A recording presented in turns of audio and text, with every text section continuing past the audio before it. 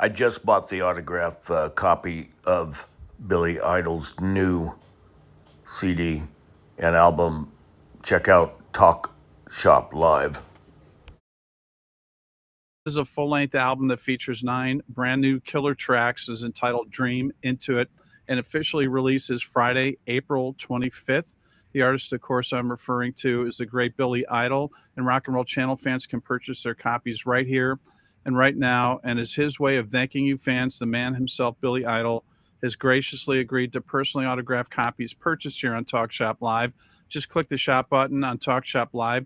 Those of you on the social side of the fence, Facebook, Instagram, comment shop, will DM you a link. Just simply click it, and the rest is quick and easy. And I say this with all sincerity, there's no greater way to show your support of this once-in-a-lifetime artist than by owning a copy of his latest and best musical body of work. And with that, ladies and gentlemen, please welcome already in our Hall of Fame, the one, the only, the amazing Billy Idol. Hi, everybody. Billy, so great to see you, man. Thanks again for coming back on. Yes, fantastic. I'm glad I could do this. Great. Yeah, absolutely. And I just want to say, fans, if you'd like to ask Billy a question or you have a comment, use the chat function and we'll get to as many as possible. Can I first say you deserve unquestionably to be in the Rock and Roll Hall of Fame, and rightfully so. When inducted, as I understand it, Steve Stevens goes in as well. Is that right? That's right. Yes. If I could guess Steve, and we'll get in together if we get in. Yeah. Yeah. And this is the first time, it's a long time coming that you've been nominated. We snapped out of our coma, apparently. Well, there's some, like the New York Dolls aren't in the Rock and Roll Hall of Fame. So still some people before me that are really important to us anyway that aren't in the Rock and Roll Hall of Fame, but still be fantastic to get in. And because I enjoyed the Ozzy induction, the solo Ozzy induction last October. It was a lot of fun. It was amazing. Yeah, the performance was great. Yeah, I think on the TV, you don't always get the vibe of what's really going on there. It's a lot more vibey being there. Yeah. And it was a great night. I saw a million people I already know, but then I met a load of new people, Jelly Roll and Dua Lipa, and then it's Dr. Dre and Method Man, and some people I knew already, like Roger Daltrey and Sammy Hagar and stuff. So it was a great night. It was a fantastic night. Yeah, no doubt. And this time around, we're really pulling that you're up there accepting on your behalf this time. And hey, I got to say, congratulations, truly delivering a great album. This is your first new album, as I mentioned, in 10 years, which is hard to believe, but you have obviously released recent material in the form of EPs, but this one delivers on all fronts. And as I understand, it's also important to you personally. Well, we've been making a documentary since 2019 that should come out later this year. Yeah. And and it is going to be 50 years next year that I've been doing this. So I'm 69 years old, so you really can see the sort of landscape of your life. Right. Much clearer than when I wrote my book. I was only 53, when I wrote my book 10 years ago or more. And so I could really see the landscape of my life. And when we came to write songs for this album, it just seemed like, well, why not bounce off? So in the documentary, I was going back to places like the Roxy in Covent Garden, right, where Neal Street, where we started Generation X, we started the punk club. How was that? Was that did it kind of trigger old memories, like you went back in a time tunnel to some extent? Well, exactly. It just made you think about your whole life because you were talking to people about all these different times in your life. So so it's just when I came to write songs for the album, I just started to bounce off what I was experiencing making the documentary. And then by the time we finished the album, I realized I could sequence it so that it follows the landscape of my life, and sort of kicking off with 77 and going through to the present day with I'm Your Hero. Yeah. So in to some extent, this is kind of like the soundtrack to the documentary in your life. Yeah, very much so. That's it just made sense to do that, just because it was impacting me so much doing the documentary. Just it was, yeah, we were lucky we got my mother before she died. Oh, She died yeah. in 2020. We just got her in it in 2019, so we were lucky that we started doing it when we did it. But yeah, the album it really started to coalesce in my mind because it was kind of following the pattern of my life. It's incredible. How's the documentary shaping up? I mean, do you think we'll be able to see it as it is near completion soon? Well, it's debuting and premiering in the Tribeca Film Festival in June, I think. June, yeah. So it Fantastic. should be out later this year. That's great news. And how wonderful that your mother was captured in this too. Do you remember the first time she ever saw you? Was she like beaming like a proud mother? Was she horrified? Was it a combination of all of the above? Yeah, I think she came to the Greyhound in Croydon. That's where she first saw Generation X. She used to come to a lot of the gigs, and Not surprised. the punk rockers, they would start out by saying, "What are you doing here, this old lady?" And then she would say, "Well, I'm Billy's mum." And then they protect her. All these guys with the super mohawks and everything. And then they bring her to the dressing room. Their mum, a little short mother, my Irish tiny mother, and these guys massive. They did a 180, right? Once they found out she was yours. Mohawks and all multicolored and everything. How great. But she enjoyed it. She enjoyed my music and that. I think she enjoyed coming to the shows. It was fun. Dad didn't quite understand. He didn't understand why would anybody want to do that. What possible reason would you want to do that? What were you thinking, Billy? Yeah. But mothers are like that, right? I mean, they're just so proud of the achievement. So it's so great that she was able to experience all the success that you've had. Well, she was a little bit more of a musician. She played a piano, and the Irish side of the family, I think, were a bit more. My grandmother could play a million instruments. She could play 14 instruments. Amazing. And write music, I think. But I'm sure everybody back in those days used to play instruments and stuff to entertain each other. That's right. So I'm sure absolutely. Both sides of the family had something like that going. That's right. That's right. And how great too. From your perspective, I'm curious that your recent releases are now coming back out on a format that has been resurrected from the dead, vinyl. So it's got to be pretty amazing that you're now seeing vinyl back in the mix. Well, that's kind of what I'm singing about in Dream Into It. The records spin like they did when I was young. Turning on a turntable again, and it's kind of what I'm singing about in the first song, Dream Into It. Like it's kind of really is about the whole of my life. It kind of presages what the rest of the album's doing. Absolutely. It's about each sort of aspect of my life, the different verses, gives you the sort of full picture of my life. And then the rest of the album goes into filling in the details, really. Yeah. In kind of pictorial imagery, not because we did a track, Kings and Queens of the Underground, that kind of spelt out my life, but it was a little bit too, telling you what it was like rather than doing it in imagery. I thought I'll do it more in imagery, and the whole album's like that. It's like little pictures of my life. Yeah, and I love the fact too that you did approach this from an album perspective in the way you sequenced it, as you've already mentioned. Well, we did do a couple of EPs earlier this decade, 21 and 22, the Roadside and Cage EPs, and I saw from doing those, I have to do the same amount of promotion for an EP as an album. Yeah. And so I said, you know what, to hell with it. We're doing an album. I've got to do all that work. And then I think we were ready. We were doing the EPs deliberately to find people to work with, right? So that we could do an album. And I think we'd found who we were looking for in Tommy English, and that we just knew now's the time to make an album. Yeah, we're so fortunate too as fans that you do. And again, I mean, the bar has been pretty high in terms of your past recordings, but man, you just took it to a whole nother level. Let's talk about Tommy English. From your perspective as an artist, what did he bring to the table as a producer? I think he did a fantastic job. I mean, it was more like creating the vibe around the album. He was really good at that, you know.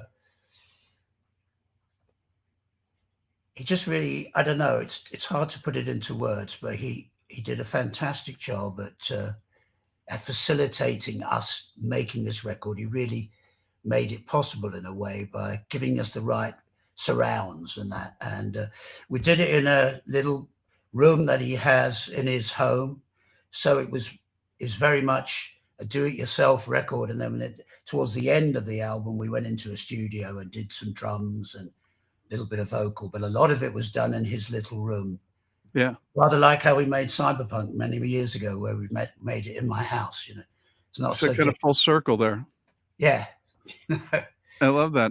I love that. Yeah, there's a do-it-yourself aspect to making records today that was very much what was going on in the 90s. It's not so different. And we worked on the Pro Tools and everything. And yeah, but he was great. I mean, he was writing the songs with us too. So I think that helped a lot. He's engaged, a little further engaged than maybe more so that a producer might be, kind of from the outside looking in to some extent, right? Yeah. Yeah. And he also commented apparently that in some cases you were writing from either a place you hadn't been previously, we kind of pushed the envelope a little bit from, and then also your perspective has evolved. Is somewhat different, which makes sense. I mean, as one evolves through life, your perspective changes. So he felt like you were kind of delivering, kind of a fresh perspective. I think so. Yeah, that's what I felt like. And because even though I'd written my book and everything, it just this vantage point I'm at right now, being nearly 50 years, it just, you can really, I can see the young man, I can see the middle-aged guy, I can see this guy, Yeah. Something about those different eras, they say today, I mean, when you go back to the early days, does it almost feel like it was another lifetime or an alternative universe?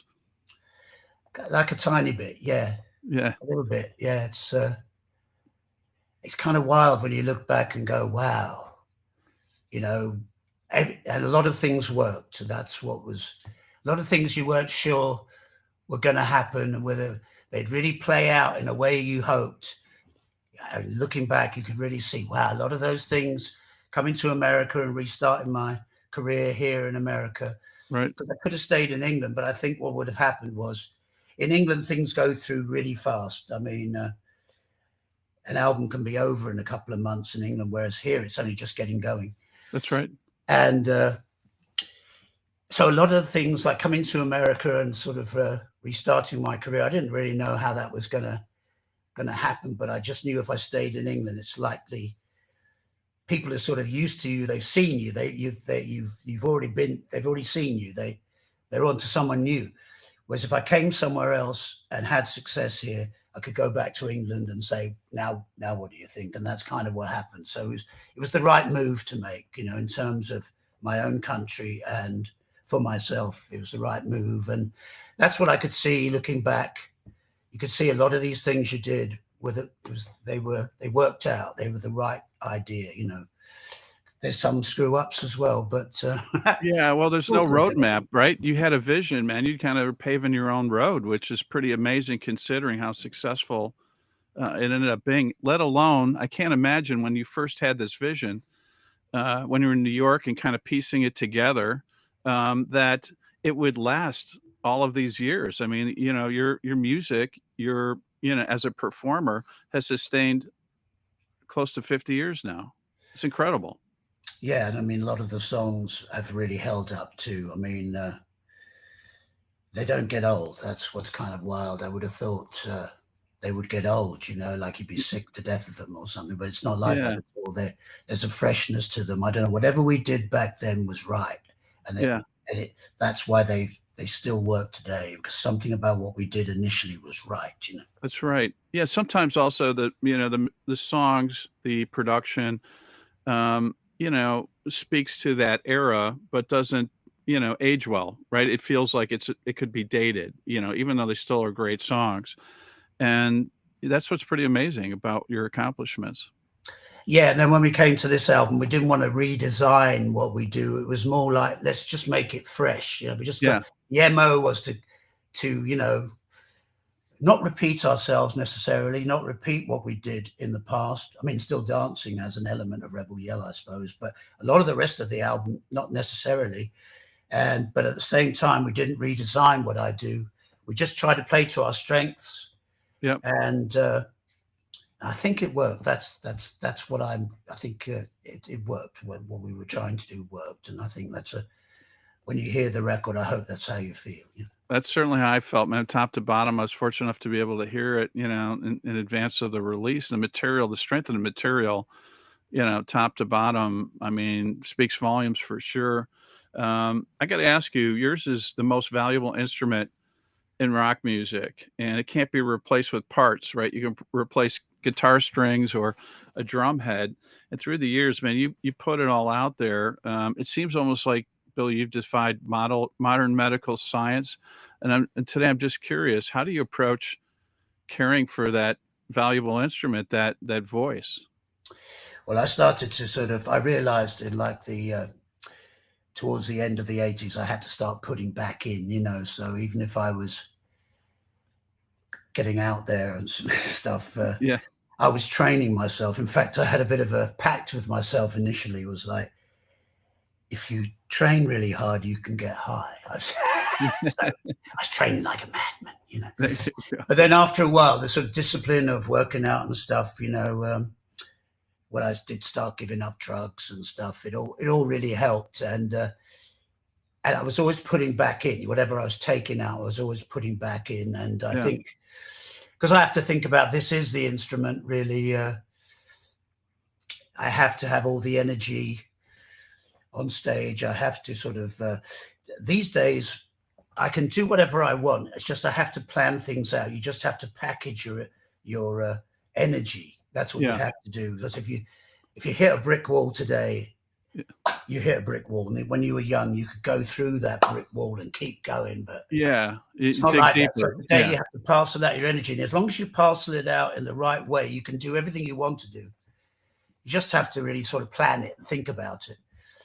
And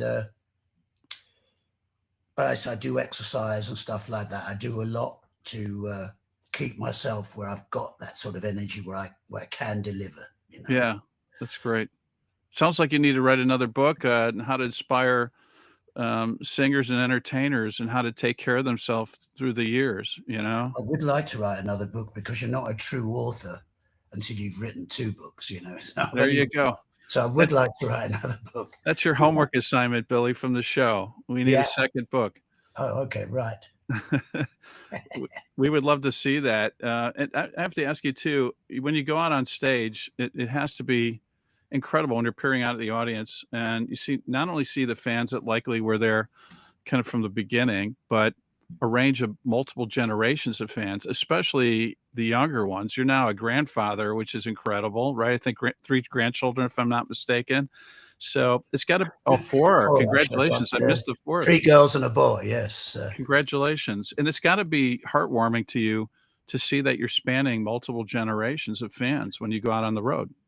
Well, that's kind of what the song "I'm Your Hero" is about. It's really to do with sort of seeing the sort of these young children, these who love being alive. You can just see in their eyes they love being alive, and they don't know my backstory. They just know me now, today, how you're treating them, And it just makes you feel, seeing them so alive and fresh, just makes you feel like you're reborn somehow, because they just accept you for who you are. And that's kind of what I'm singing about. And "I'm Your Hero." It's not so much the hero part as the "I'm reborn." It's sort of on the vinyl album. It's in 2 segments. The first side is I can't think what it is actually. The second side is "I'm Reborn." Right. So they kind of are titled on the vinyl album. They're not on the CD. Yeah, it makes sense. So let's talk about the tracks. You've touched on a little bit, "Dream Into It," And what a great opening track. It's reflective. Love your vocal approach. You take some unique kind of vocal approaches, on some of the songs. It's unmistakably Billy Idol, but it seems like, it's a little more nuanced in some cases. And so great. I mean, the work that you do, it isn't just entertainment. It's really important work these days, especially with everything that's going out in the outside world. We're looking at, how contentious things are. You're an artist and you bring people together, and it's probably the most common thread that we have these days. This is a great example where you're continuing that trend where the songs sound timeless. And just wanted to cite some of the lyrics: late night conversations with past hesitations. Once I was younger, back when I knew hunger, I was just bored with a life to live. All I knew was to dream it. And then you further, if you explore the lyrics further, it's clear that it speaks to your passion of music, which you talked about, and the records turn like they did when I was young. And really love the production. And this kind of goes back to your producer, lets the song and your vocals breathe. Yeah, I think, we obviously always look back to the Keith Forsey produced stuff, because Keith did such a good job. Yeah. And I think we sort of always mentally somehow bring a bit of his spirit in with us, and think about what he brought to my music, because his productions in the 80s, they've lived on beyond that. And so we thought about that a lot when we're doing this album, but right. Tommy English has his own thing. He really knew what he's doing, and he's a fantastic producer, really great. And the records turn like they did when I was young. I mean, they're the soundtrack to my sins in a way as well. Yeah, exactly.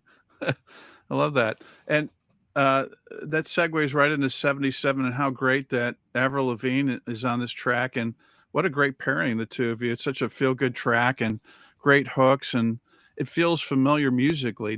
You can't point to a specific song, but it just has that, that friendly kind of embracing sound and feel. It's a killer track. This one's a real standout. Yeah, it's fantastic. She did an incredible job. I mean, it was good with me singing it, but it got 3 times better with Avril on it. Yeah, the first verse is kind of about today and about outsiders. Hey, we just don't feel completely like we fit in. Yeah. And we're almost like vampires at night, like.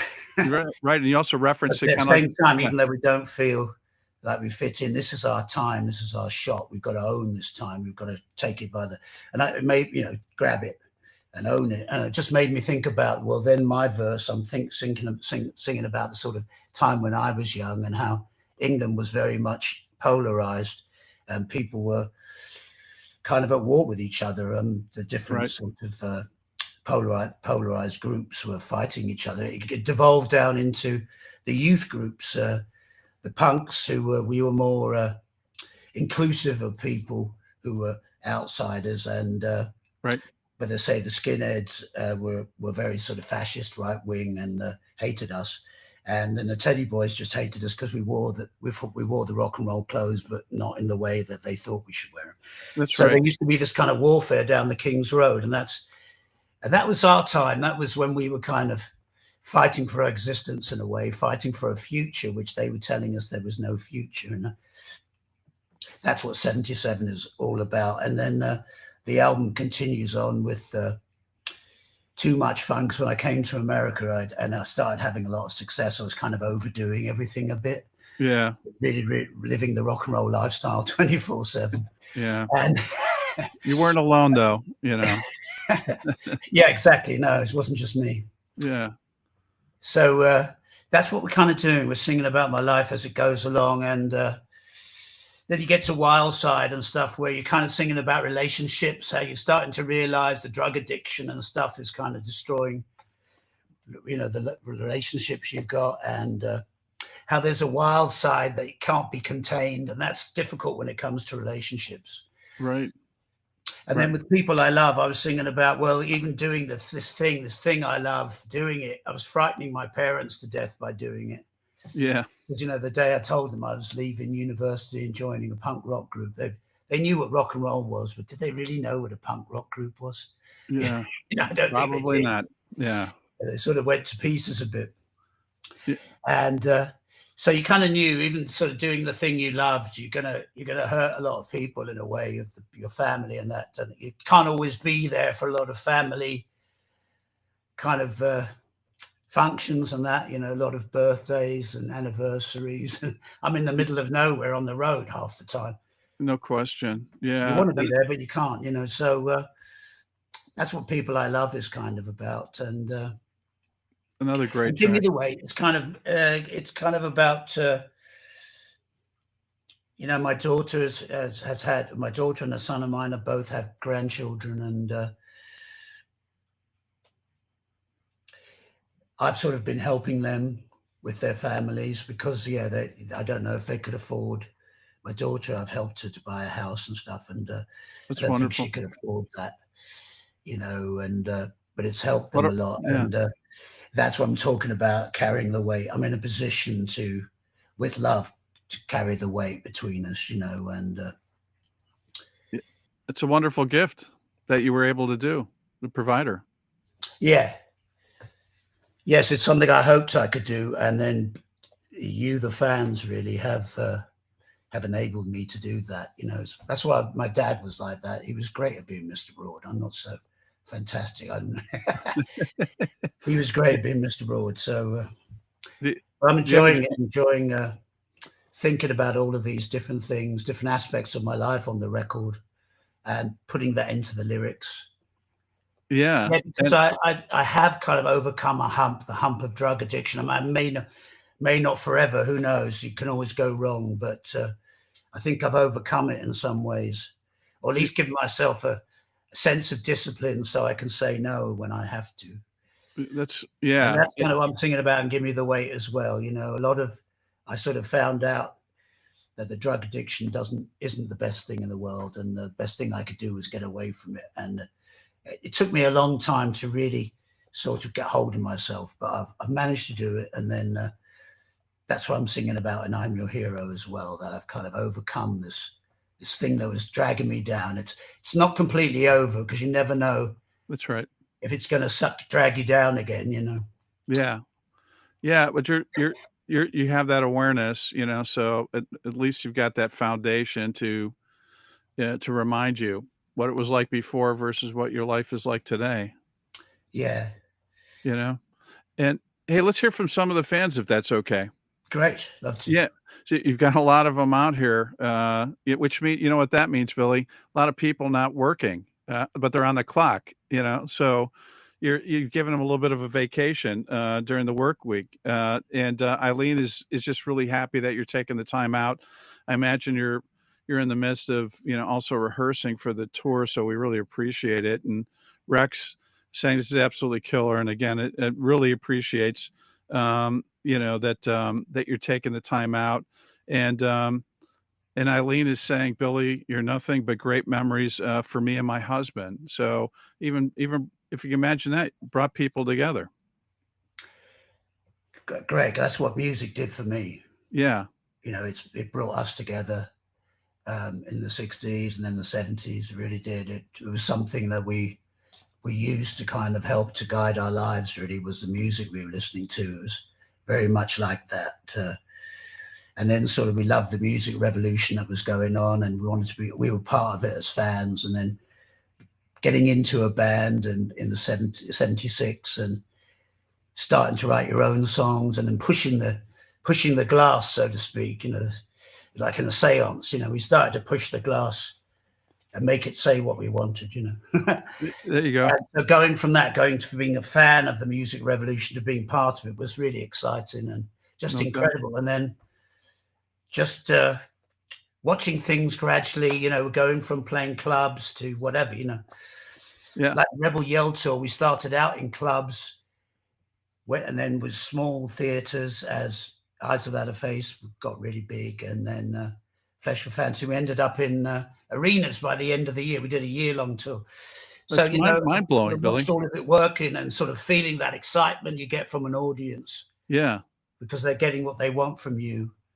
and you're also like fired up at what you do, and it was really exciting. And then and I still feel like that today. I still get that vibe when I'm playing. You know, I still feel like that. That's wonderful. Like it's exciting. You know? It's clearly a driver for you to this very day. No doubt. Miles just, really appreciates the fact that we're able to bring you here, and also Rex wants to know, are all the songs all new? Is it all new material on the album? And the answer is yeah. These are all new songs, right? Pretty much. John Wayne is actually an old song. There you go. But it's a new version with Alison Mossart singing on it. What a wonderful, incredible voice. She's great. It sort of like put a whole new dimension to the song. Yeah, we did it with her at the Hoover Dam. We did this gig last year in front of the Hoover Dam that she came and sang John Wayne with us, and it went down so well. We just thought, oh, we've got to do a real version of it for an album. And but the rest of the tracks, the other 8 tracks, are all new. Yeah, and yeah, that's absolutely amazing. Speaking of which, Thorpe is saying, Billy, that you look amazing. So there you go. And Cliff is saying, yeah, and Cliff is saying, no doubt your mom was so proud of you. She enjoyed it. She enjoyed the music, and I think she found it was fun. You know, it was fun for her. Yeah, and she comes to like Italy when we played there. She liked coming to Italy. The fans are always fantastic to her in Germany, in Italy, wherever she came, Ireland or America, wherever she came, they were fantastic to her. And I imagine at some point in your career, she no longer had to, have some fine gentlemen with mohawks pave the way to get her backstage. She probably had VIP passes, I'm guessing. Without a doubt. Dad used to come too. I think we told your dad, but I think he enjoyed it. I think he got into it as well. Towards the end of his life, he started to listen to my music, and he started getting it, which he'd never done before. So, how great! That had to make you feel good. He came around. Yeah. Yeah, that's pretty amazing. And speaking of which, we're celebrating what is quite likely, my estimation, the best album the man before you is unleashing on the public, his first full album in 10 years. The album is featuring 9 new tracks, 8 brand new songs, and it's entitled Dream Into It. And it's officially released on April 25th. That's, of course, a Friday when music is released. And I'm referring to the great Billy Idol. And you can purchase your copies right here, right now. And he has graciously agreed to personally autograph copies here on Talk Shop Live. But you know how it works. Just like the last time Billy came on, once they're gone, they're gone. And this is an album you're going to keep going back to. The music alone is worth the price of admission. But the fact that you have something that truly will be an heirloom. And I'm pretty confident we'll be calling him Rock and Roll Hall of Famer in a very short period of time. Just hit the shop button on Talk Shop Live and on Instagram and Facebook. Comment shop. We'll DM you a link. The rest is quick and easy. Thanks for the continued support of the one and only Billy Idol. Just talking about some of the other material. Your opening act, your partner in crime, so to speak, for this amazing tour that we're about to experience in a couple of weeks, includes Joan Jett, and she's on the record with the wonderful track entitled Wild Side, filled with great hooks. For me, it was hard not to keep coming back to this track, and I'm not even sure what makes a hit these days. It's so fragmented, but this one sure feels like a slam dunk hit. I mean, it's a great fit for both you and Joan, and again, a great vocal approach by you, which is what was called for. Yeah, I've known Joan since 1978 after I came to America to do the Generation X first album, to do a press tour. Yeah. And after a show with the Whiskey A Go-Go, the Germs and Dead Kennedys, I hung out with Joan and 20 other girls. It was fantastic.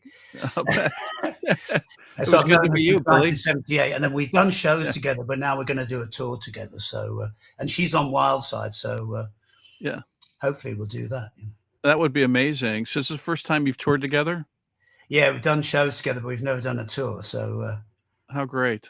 It's going to be a great tour. There's no question about it, for sure.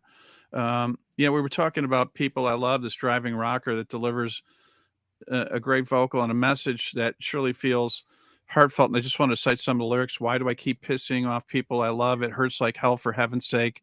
Every time I mess things up, another piece of my heart breaks.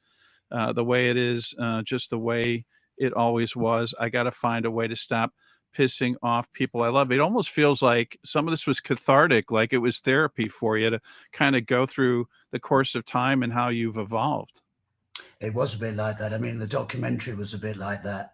Sure. Making it was like that. And then, yeah, doing the album soon after it, you know, where we really shot most of the documentary. Yeah, it just really, it just made you, yeah, think about all these different aspects of your life and sing about them. It really did. And put them into order, you know. Yeah.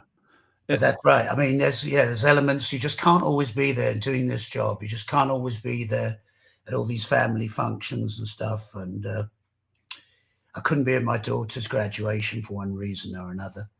Yeah. I sent her a card saying congratulations. And, you know, but they give you the Yeah. But I'm here now. That's the great thing. And Absolutely. not Making going up for anywhere, lost time, right? Yeah, I'm not going anywhere. Yeah, and we're thankful for it. I know your family is too. Joe was saying killer show at King's Theater in Brooklyn. Keep on rocking. And Dante saying can't wait to see you in Chula Vista. We love you here. And Helene is saying, I don't know if this is true or not, Billy. I guess I didn't do my homework, but is it true that you're actually getting married this year? I don't think so. I haven't got a girlfriend at the moment or anything. Okay, so that's just a rumor. I should have vetted that one. Sorry about that.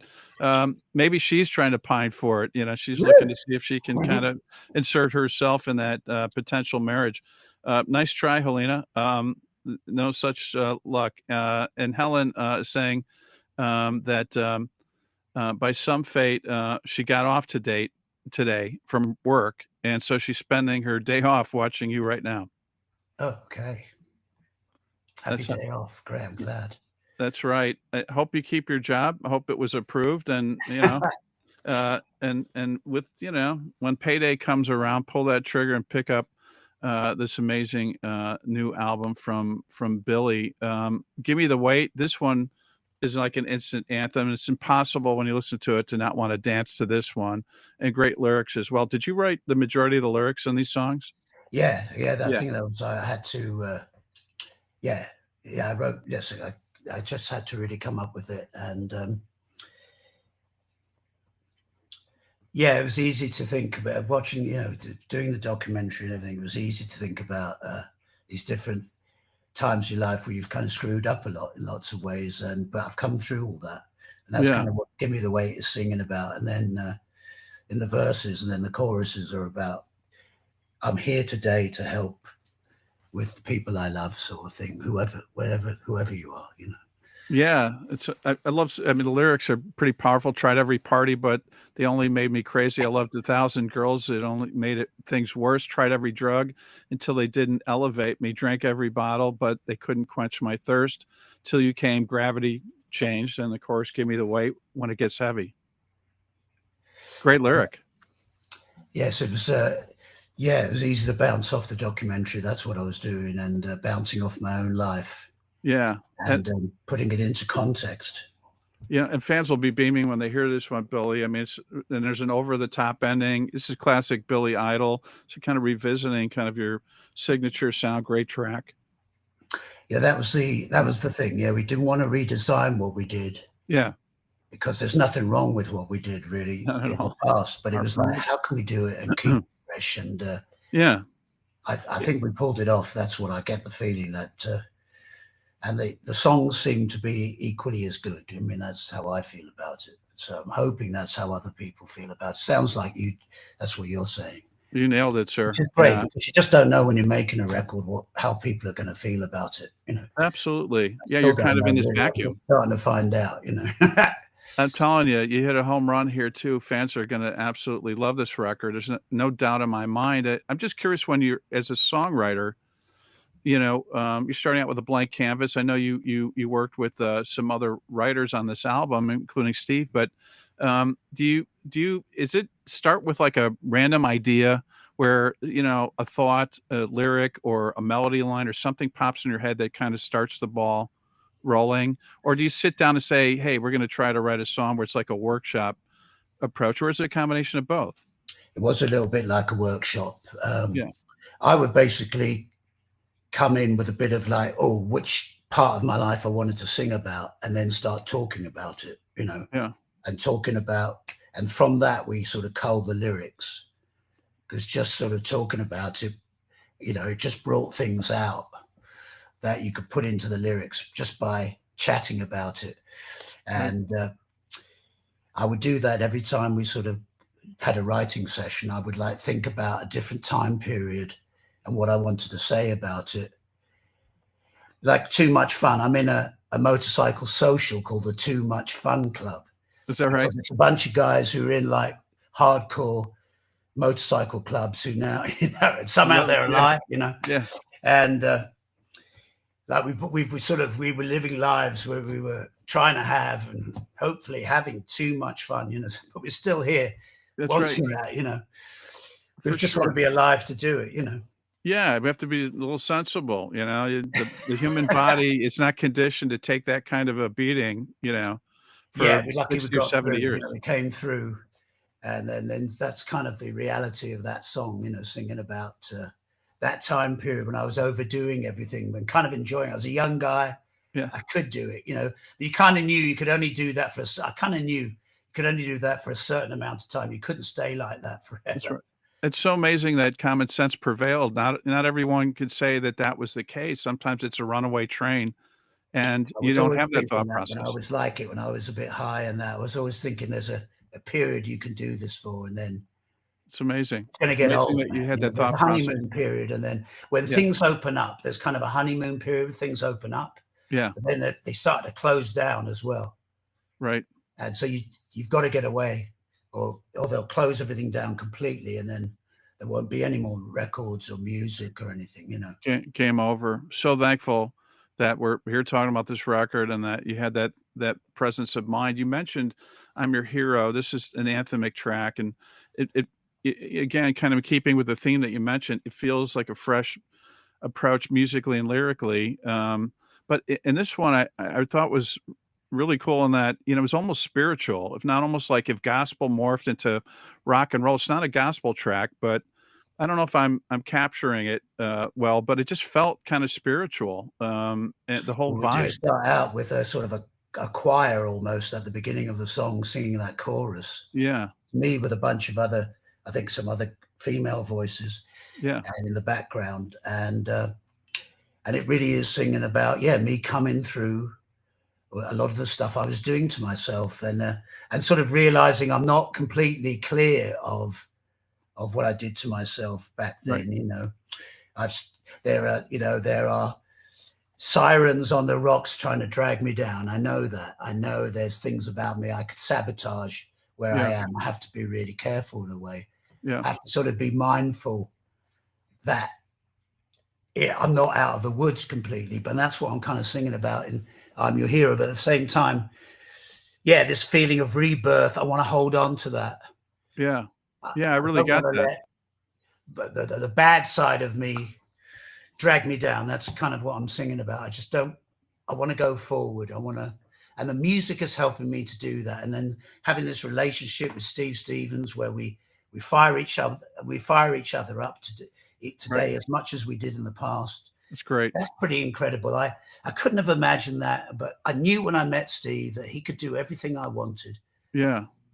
That's what we went on to do. He's still doing that. He's still filling in all the blanks. That's right. It's so obvious. It's kind of incredible. I just, this 40-year plus relationship we've had where it's still firing on all cylinders, and the shows are great. The live shows are great because the work we put in all pays off. And no doubt. Yeah. What you're saying, I mean, it lives and breathes today in terms of his contribution. He doesn't overpower the songs, but when it's his moment to shine, like some of the guitar solos, it's magic, the That's two the guys. guitar solo in Too Much Fun is just off the Oh, wall. And if you want to hear an yeah. off the wall, crazy, cartoonish, nutty, Yeah. where he sort of, I don't know, he's Where it came from, yeah.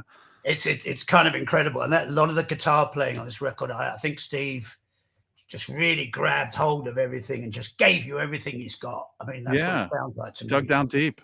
As did you. You know what? All the Steves are on this record, all the Billies. That's right. You guys emptied the toolbox, man. You threw it all out there for the world. And you know what's also great about this record, we're talking about the lyrics, is I think, for example, a song like I'm Your Hero will inspire people. I don't think it's just going to be a celebration. People will embrace the music. And certainly the lyrics have, always had hooks and, that stuck with people. But I think your message you've taken your message to a whole nother level. And I think this is going to connect with people. Yeah, if you like the song The Roadside, I think I'm Your Hero is a kind of a brother song to The Roadside in some ways. It's the nearest song where I sing like that on this album, Yeah. So you get a son of or a daughter of. Yeah. The Roadside. But because that's what I was singing about in The Roadside was kind of my life. And I've just moved it on to this whole album, Absolutely. We've been talking about the whole record. I think it'd be great before we have to part ways today to listen to a track from Billy Idol's forthcoming album, Dream Into It. And what a track this is.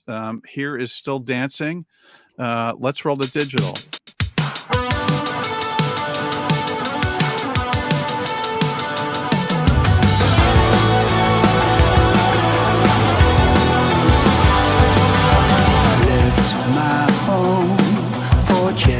Black coat, sold my soul in a fever,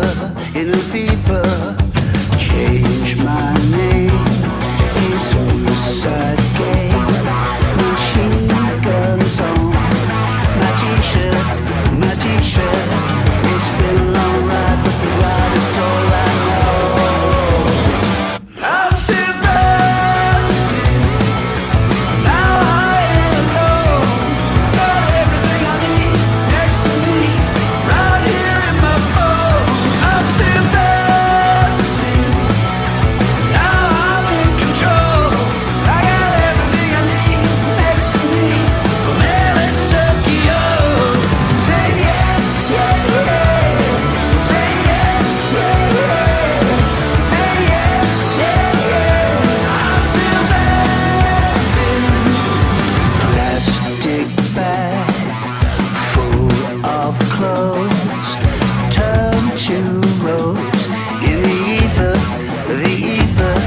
I smashed hotels and hurt myself, but I always stayed a believer. It's been a long ride, but I'm still dancing. Now I ain't alone. Got everything I need next to me, right here in my phone. I'm still dancing. Now I'm in control. I got everything I need next to me, from LA to Tokyo. Say yeah, yeah, yeah. Say yeah, yeah, yeah. Say yeah, yeah, yeah. I'm still dancing.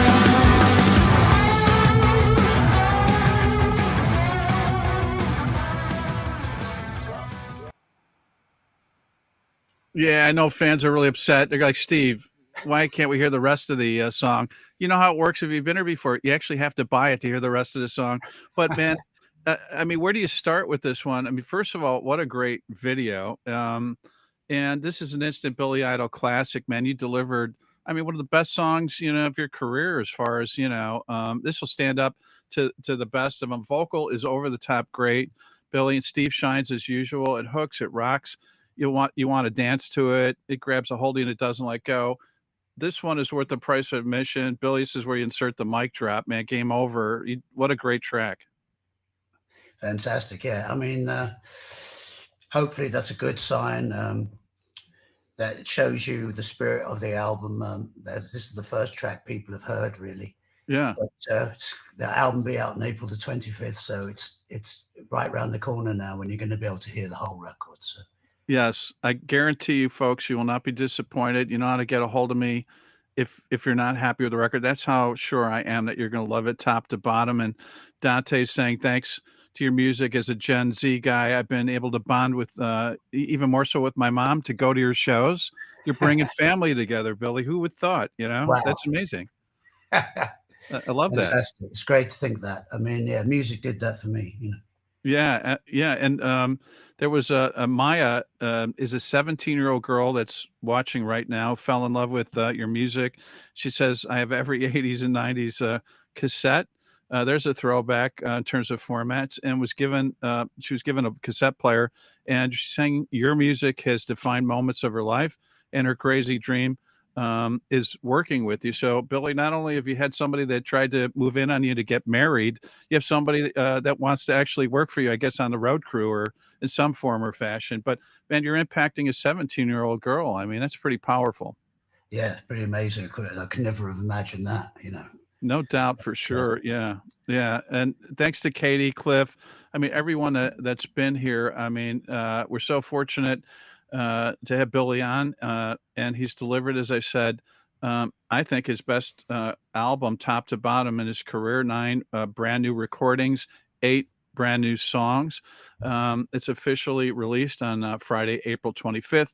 And just want to remind everybody, all you have to do is hit the shop button on Talk Shop Live.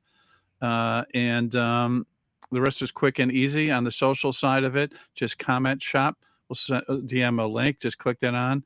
And the man was gracious enough, as a way of saying thank you to all of his fans, to autograph a limited number of copies, both on the vinyl and the CD. So pull the trigger now. You will not be disappointed. This is an album I guarantee you're going to keep going back to. And there's no greater way to show support of this once-in-a-lifetime artist than by owning a copy of his latest and best musical body of worth. So, Billy, for 2025, you have this great new album, a defining album that will serve somewhat as a soundtrack for what myself and others are really looking forward to, this great documentary that will see the light of day finally. The major tour is entitled It's a Nice Day to Tour Again, of course, right? With Joan Jett opening. It starts, I think, 20 days from today. Right. Yeah. Oh, yeah. Are we ready? Are we ready for it? No turning back now. You have to be, right? Yeah. Yeah. And before we let you go, we just want to thank all the fans for being here today. And Billy's management company, Lawrence Friedman. I think he's tired of receiving my email and phone calls. I'm kidding. Thank you, Lawrence. And of course, the wonderful Katie O'Leary, who's on site today and helps to keep things together. Thank you, Katie. Our friends at BMG, who are super passionate about Billy and this record. As always, Doug Smith for helping make things happen, to John Lee Mellon, and also Domenica Flores and Samantha Sine, and to our fulfillment partner, All Media Supply, for getting the Billy Idol records to you on around release date, and to Brian, Tina, Brad, Joe, Jenny, Marty, Kate, and also behind the scenes, Brennan. Thanks so much, all from Talk Shop Live. But most importantly, to the amazing Billy Idol for continuing to share his musical gifts with all of us. Billy, before we part company, any last words you'd like to share with your fans out there? Well, I'm really looking forward to the tour. Obviously, it is just around the corner, and yeah, we're dying. We haven't played any of these songs yet, so it's going to be really exciting. Finally, getting to play them live. And it's going to be first time for us, first time for you. You know, that's exciting. And the, every track, top to bottom, would sound live amazing. The challenge is going to be you picking out which ones you're going to play amongst all the other great songs people want to hear. Yeah, that's right. It's a little bit. Well, we'll just see how it goes. We're just going to see how it goes. That's what we always do. That's great. Yeah. And that way, it kind of evolves, and, when it feels right, for sure. And just wanted to say, everybody, all you have to do is just pull the trigger and pick up a copy on vinyl and or CD. The new album is entitled A Dream Into It, personally autographed by the one and only Billy Idol. While you're at it, pick up copies for your friends and family.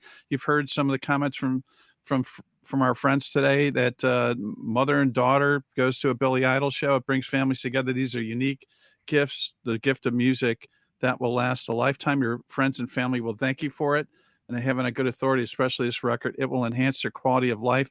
Billy, can't thank you enough, man, for boxing out this time. I know you got a lot of things going on, and so it really means a lot to us and clearly the fans. You took the time out to talk about this great new record. Well, thank you, and thank everybody at Talk Shop Live. Thank you so much, and look forward to seeing you on the road. It's going to be exciting. Magic. Yeah, magic for sure, no doubt about it. And with that, everyone, thanks for joining us. Stay safe, enjoy life, and rock on. So long, everybody.